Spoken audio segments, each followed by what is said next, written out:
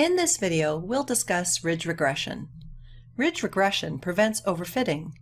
In this video, we will focus on polynomial regression for visualization, but overfitting is also a big problem when you have multiple independent variables or features. Consider the following fourth-order polynomial in orange. The blue points are generated from this function. We can use a 10th-order polynomial to fit the data. The estimated function in blue does a good job at approximating the true function.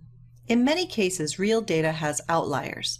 For example, this point shown here does not appear to come from the function in orange.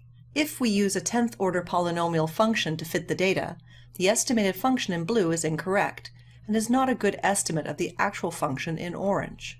If we examine the expression for the estimated function, we see the estimated polynomial coefficients have a very large magnitude. This is especially evident for the higher-order polynomials. Ridge regression controls the magnitude of these polynomial coefficients by introducing the parameter alpha. Alpha is a parameter we select before fitting or training the model. Each row in the following table represents an increasing value of alpha. Let's see how different values of alpha change the model.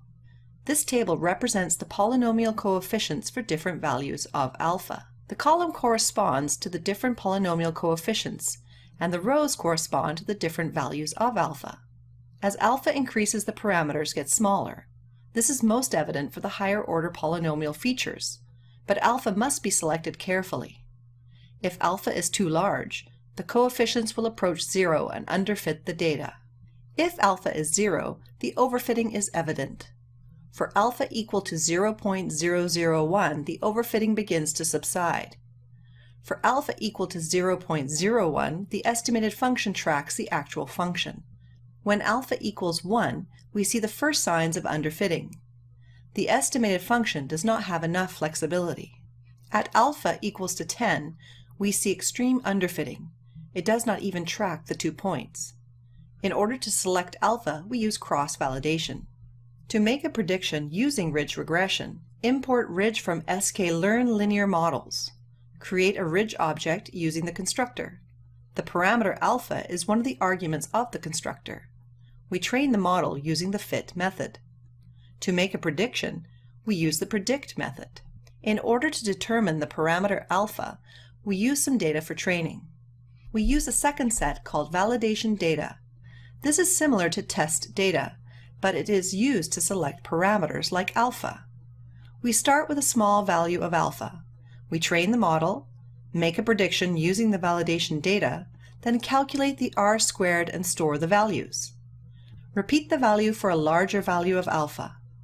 We train the model again, make a prediction using the validation data, then calculate the R-squared and store the values of R-squared. We repeat the process for a different alpha value, training the model and making a prediction.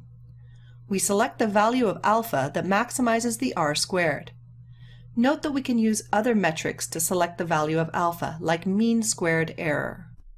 The overfitting problem is even worse if we have lots of features. The following plot shows the different values of R-squared on the vertical axis. The horizontal axis represent different values for alpha. We use several features from our used car dataset and a second-order polynomial function. The training data is in red and validation data is in blue. We see as the value for alpha increases, the value the R-squared increases and converges at approximately 0.75.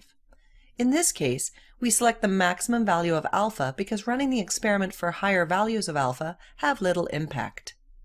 Conversely, as alpha increases, the R-squared on the training data decreases. This is because the term alpha prevents overfitting. This may improve the results in the unseen data, but the model has worse performance on the test data.